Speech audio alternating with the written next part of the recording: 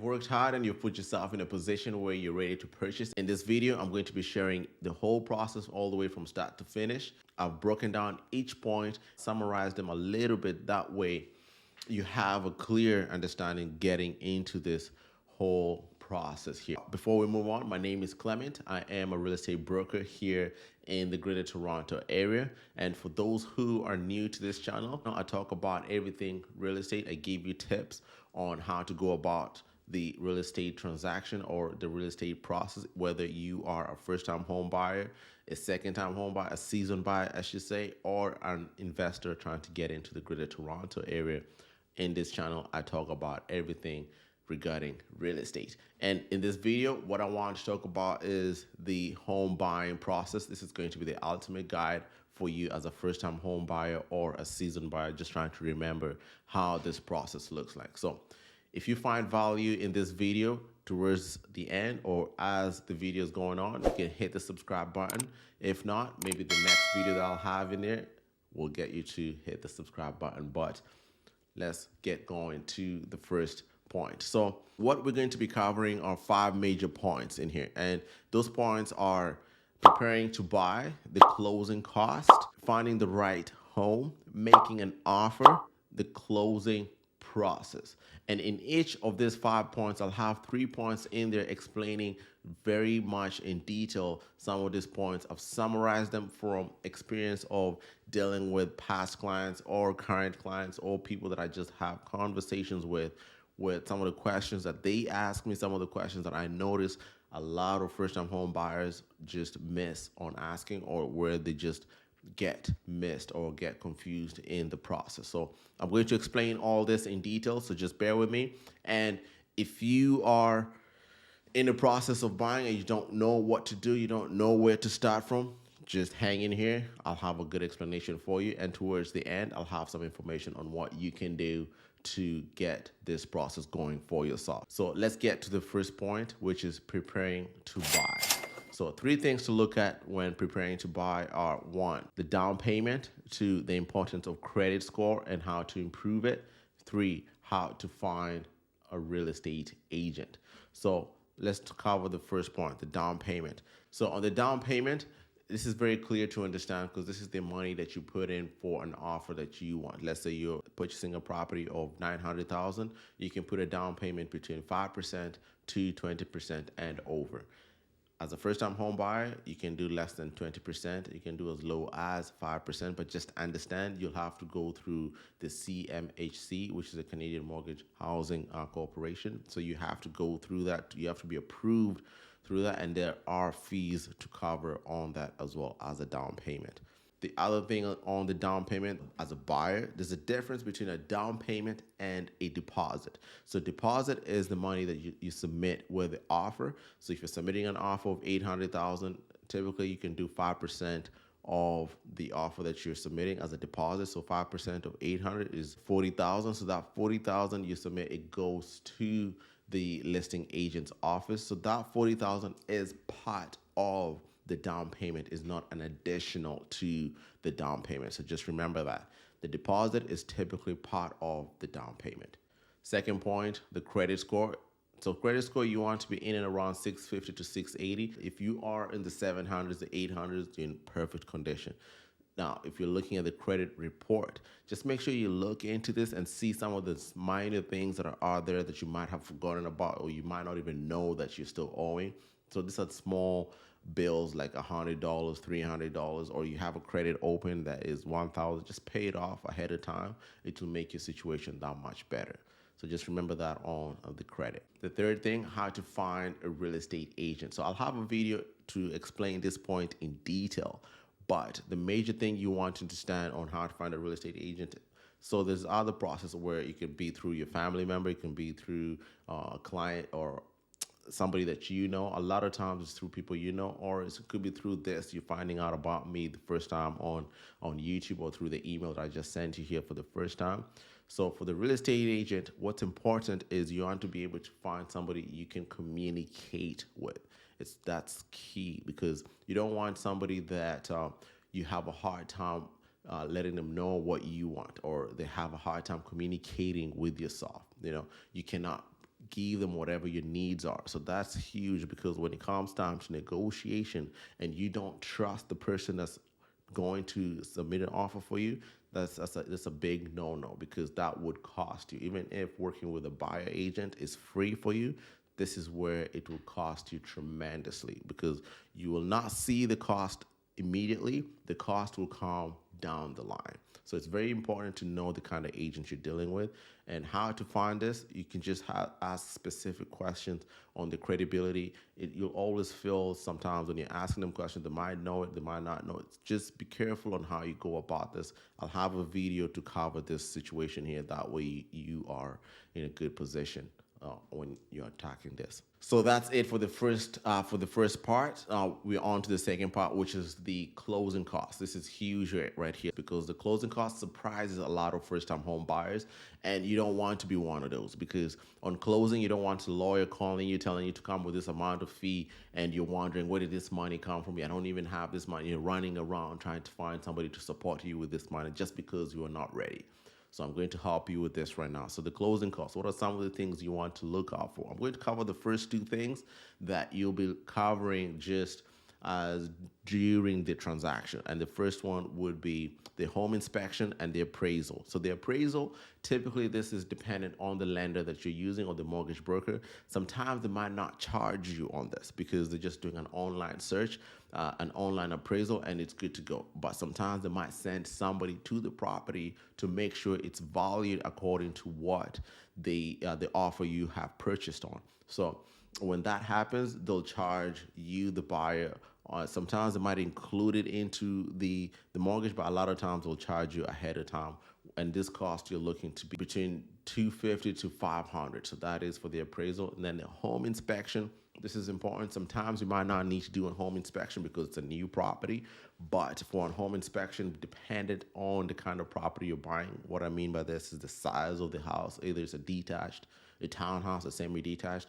It will vary from around $350 all the way sometimes to $1,000, because home inspectors typically have packages.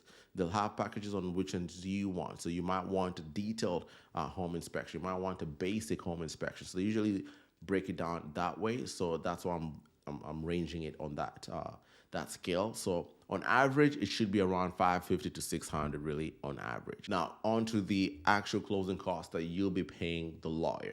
So the first thing is the legal fees. On this one, these are the lawyers. So first of all, you want to make sure you're using a real estate lawyer, because this is key. The legal fees for a real estate lawyer would be around, you're looking between $1,500 to $2,500. On average, it should be around $2,000, dependent on the purchase price of your property, and also dependent on the kind of closing that you have. Sometimes you might need an extension on your closing. That's going to be an extra cost. So that's why we do things like this. That's why you have a buyer consultation. That's why you see a mortgage broker ahead of time, to avoid a longer closing, to avoid extra costs on your closing. This is very key to understand.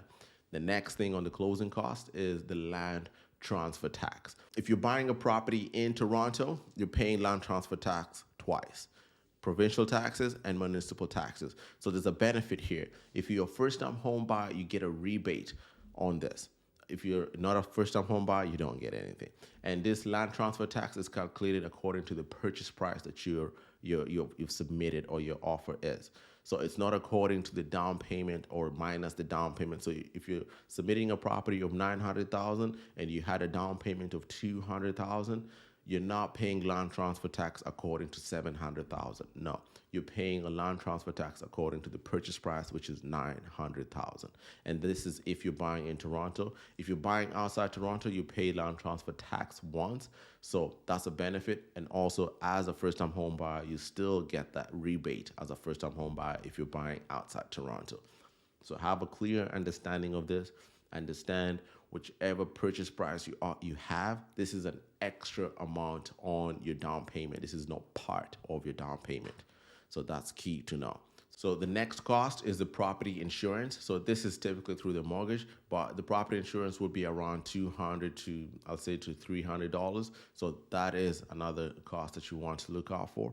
Then the other cost will be the title insurance too. This will be through the lawyer fee, I'm imagining. If not, you're looking to be around 350 to 550 in terms of the title insurance. And the last thing, this is really dependent on you. This is the utility hookups. On the utility hookups, if you're moving from a townhouse to, if you're moving from a condo to a house, things like the water, hydro, the garbage, all those things, just look at how much it's going to cost, the data to transfer all these things. Just look at how much that is going to cost you. It's important to know how much all these things are going to cost. It's a minor fee. You're looking at around 300 to 500, but just it's very dependent on you on this. And then also the moving cost. If you have friends that you can call over and just move, good for you. If you're getting a moving company, include that as a closing cost as well. So that would, I think that will cost you around $800 depending on the size of property. So let's say between $500 to $800 for a moving cost as well. So just include all those things in your closing costs and do that amount. That is an expense that you have to consider on closing cost. So on to the third point, which is finding a home. And 3 points on this. 1, how to determine your budget. 2, types of homes available. And 3, how to search for a home online. So the first and the second one, I try to combine this together, but I'll give you a really good tip here that a lot of first-time home buyers get mixed up on, even some seasoned buyers as well. When you're purchasing a property, you're buying the monthly payments. Do your calculations off the monthly payments. Don't focus so much on the purchase price. Yes, put some attention on it, but let your monthly payments influence your purchase price. And through your monthly payments, that will influence the kind of property you can go for. Through your monthly payments, that will influence where you can go in terms of location, in terms of investment. So you want to really focus on your monthly payments. And this monthly payments is calculated obviously through the amount of down payment you're paying, then through the mortgage broker, you'll understand where you land. So let's say for example, you are good to go with 3,500. 3,500 is the most comfortable that you can do.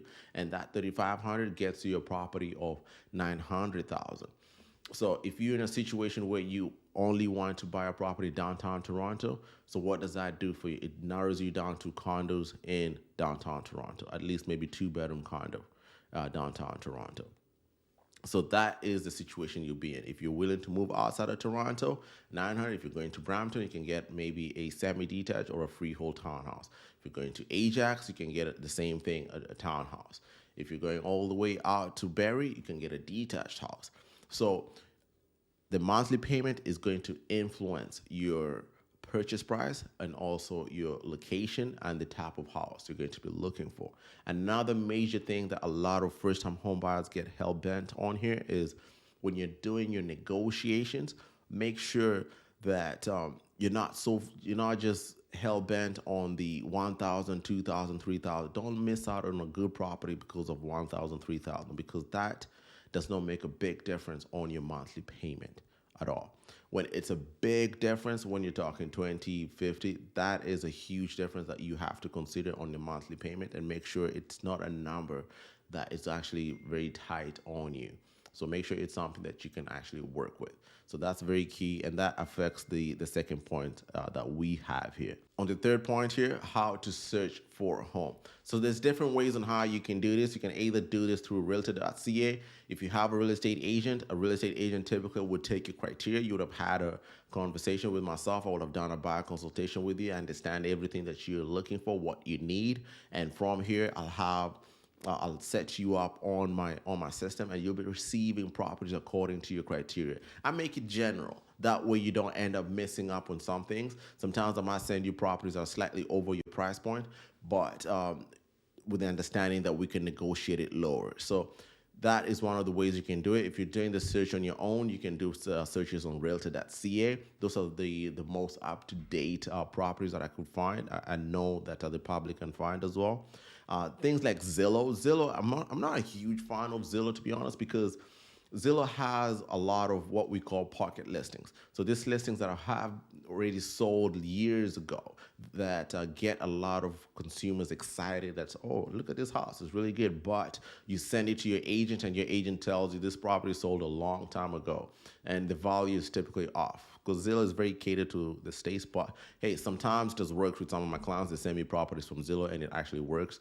And I always create a group in there where it makes it a lot easier for my clients to just send me all the properties that they see. You could be driving, you see your property, take a picture, send it to me. I have a look at it and make sure that it's in the market for you. So that is one of the ways you can go about finding a home online.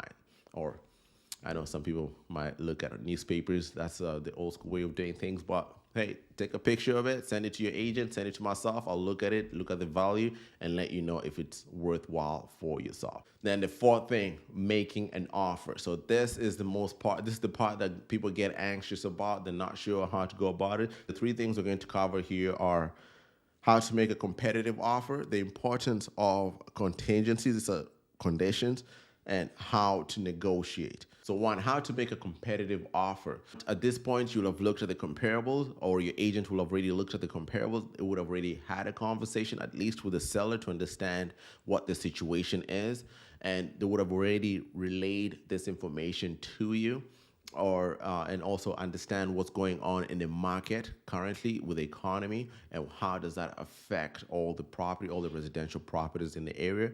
Then you narrow it down to that micro area, the neighborhood, and some of the houses and the neighbors that have sold. Then you'll understand what kind of offer will be good to submit. The biggest mistake here that you can do is submit a very lowball offer, because what a lowball offer sometimes does, it offends the sellers. I know some sellers get really offended with lowball offers, and they might pinpoint your offer and pinpoint you as a buyer and say, I don't want to deal with this person ever again. So sometimes it can be very frustrating when that happens, but depending on the kind of market you're in, you'll just have a good understanding on how to submit the kind of offer you want. Just also understand that a lot of times your first offer might not go through. Your first offer could be just to test the seller. So this is part of the how to negotiate. So emotions typically get involved here, but as a professional, this is where I would not get emotional. This is where your agent should not get emotional. And here is where you want to have the savvy agents to really negotiate on your behalf. This is why it's very important to have the right real estate agent. If you're doing it by yourself and you have the skills, good on you. Just make sure you don't get involved with the emotional side, because remember, the sellers are very attached to this type of properties. They don't want to just let go. They've worked very hard to maybe renovate the property, or they are in a certain type of situation that they need to make a certain number. So just understand that part. But also another major thing, do not buy another seller's mistake. Just understand this. Do not buy another seller's mistake, because this could cost you, right away. You'll not see it immediately. It will cost you maybe in 6 months, maybe in a year's time. So you just want to be very careful with this. The other point is understanding the contingencies and these conditions. Some of the conditions that you can have in an offer: one is a finance condition, a status certificate condition, an inspection condition, and a condition. Let's say you've looked at a property and it has a major issue in it and you want the seller to fix it. You can have it in there as a condition that will buy your property in the condition that you fix this. That could also be a clause, but in another video, I'll explain to you the difference between a condition and a clause. But the reason a condition is good to have in there is because if you've submitted an offer, your offer is conditional with a deposit in there. So it's not binded to you just yet. The offer has been accepted only until the conditions have been fulfilled. And in the case of either one of these conditions not being satisfied on your end as a buyer, you can back out of the offer and you'll get back your deposit in full. Not any fee will be taken out of it. So it's free for you to submit an offer conditionally, and it's free for you to get your money back as well. So that is why sometimes it's very good to have conditions in there as a seller. And if you're trying to submit an offer for a property that you really like, this condition is very hard to go through, but sometimes there's ways on how you can go about this, where you put a condition and say that this offer is conditional on me selling my house that I have, or me closing on the sale of my house. It's a very tough condition to go through, but there's ways on how to go about this, doing the negotiations and talking to the sellers to get it done. But that's also another condition that you can have in there, particularly in a market like we are in right now in 2023, where properties are now moving so fast. The last part, which is the closing process. In the closing process, there's three things to look out for as well. So what to expect during closing, how to sign the final documents, how to get the keys to your new home. So the first point where it's what to expect during closing. So closing typically would start after your offer has gone firm. So what I mean by firm, so if your offer is conditional on finance inspection or something, or some sort of condition, and those conditions have been waived, then your offer is firm, and you're binded to the property. Now, from that point, now we're waiting for closing, and closing could be sometimes 30 days, 15 days, all the way up to 90 days to 120 days, sometimes even 6 months. But the most common one is around 60 to 90 days. So during that process, your lawyer should be in a position to email you and give you instructions on what's going to happen next in terms of when they're going to pull title, when you can come to their office to sign the documents. That's the next point. And how will they go about signing? So signing, I would say, would have to be done in person. The lawyer has to be present. The lawyer has to see you signing the documents. So you can do them either via Zoom or in person. I would advise you to do them in person. That way you actually can get to ask the lawyers a lot of questions. You can get to see what is actually happening through the whole transaction, what you're about to take on at least. Then typically by this time, the lawyer would have already pulled the title of the property to make sure the property is clean. The sellers don't have any liens on the property or any sort of easements that you don't know of. I'll talk about this points on a different video, but just to quickly cover it, like liens are things like, let's say you're buying a property from a seller and the seller has not paid the property tax and they have accumulated close to $5,000. So, and the lawyer has seen that on as a lien on their property. So you'll have the seller pay for that $5,000. If the sellers choose not to, or they say they don't want to pay, or they don't know anything about it, you as a buyer, you have the right to back out of the transaction and you get your deposit back. So that's a good thing to really look into. And then there's other things that a lawyer can find in there as well. Then how to get the keys to your home.